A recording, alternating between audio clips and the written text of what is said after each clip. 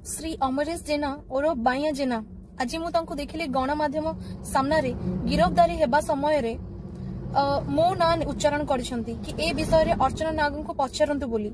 आज्ञा आपण मानक जरिया रे मु स्पष्ट करदेबा को चाहूची मु ए घटना विषय रे किछि जानि नाही किबा ए घटना रे पीड़िता को मु चिन्हि नाही। कौन ए घटनार सत्य सत्य सी ही जानिथिबे एवं पीड़िता जानिथिबे किंतु एतिकी ए केस रु मु स्टडी कली से आज जणै दैछंती समग्र ओडिसावासी को कि से किभଳି कुकर्म रे संपृक्त थिले।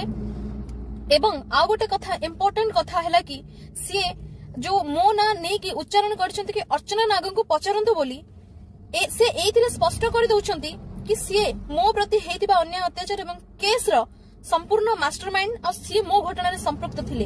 आज्ञा कहंतु जदि से संपृक्त नथिले ताहले से केमिति विगत दिन रे कहउथिले अर्चना नाग को चिन्हि नांती बोली आज से जानि गेले अर्चना नाग किए बोली। थैंक यू भाई आपण मते मने रखिचंती आपण मानक माध्यम रे मो भाई को धन्यवाद जणाको चाहूची कि कम से कम अर्चना नाग को आपण मने रखिचंती बोली। सेकेंड कथा हैला आपण आज्ञा आपण की कुकर्म कले कौन कले आ पुलिस मो केस रे आपण कहिथिले कि पुलिस ईडी को मु जानिनी से माने कोन मो कंट्रोल रे बोली आज कोन आज्ञा पुलिस मो कंट्रोल रे ना सरकार मो कंट्रोल रे। आज्ञा मते ब्लैकमेलर रा आख्या देथिबा मु अर्चना नाग सही अर्चना नाग मु कहा को कोन कंट्रोल रे आनी परिबी आपण आपनकर करथिबा कर्म रो फळ भोगुचंती। भाई आपण सुधरी जांतु आ अपनिंदा अपजस भौणी को दियंतु नाही।